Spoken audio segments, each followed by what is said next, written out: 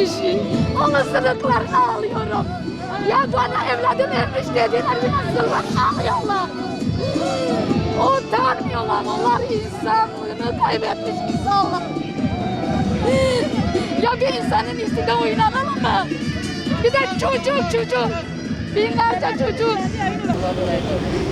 2015'te oğlum kayıp. İstanbul'da götürdüler. HDP yandaşları onu kandırdılar. Benim oğlum daha küçücüktü. Benim oğlum annesiz kaldı, babasız kaldı. Onların eline düştü. O köpeklerin eline düştü. Onu kandırdılar. İnşallah Rabbim büyüktür. Devletin gücüyle, polislerin gücüyle onları, o çocuklar, bütün çocukları ya tek benimki değil.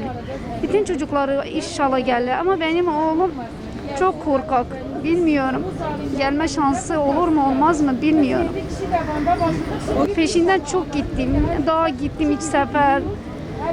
Onların kampları var, orada gittim. Bana elim haberini getirdiler. Suya düşmüş, onun cenazesi yok. Ben de gittim belediye başkanına gittim. Söyledim cenazesi kuşta olsa bulunur. Bir suda benim oğlum yüzmeyi çok güzel biliyor. Meğerse bana biri haber gönderdi dedi senin oğlun yaşıyor, yalan söylüyorlar. Ama nerede ben bilmiyorum şimdi, nerede olduğunu bilemiyoruz. Yaralı öyle olmuş, yaralanmış o zaman.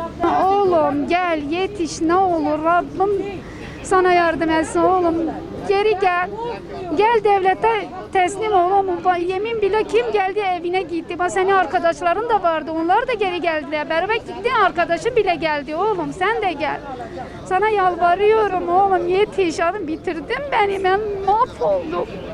Onun peşinden koşturmaktan mahvoldum ya Rabbi. Sen yetişini geri versinler. O köpekler, o düşmanlar, o HDP köpeği, o PKK köpeği.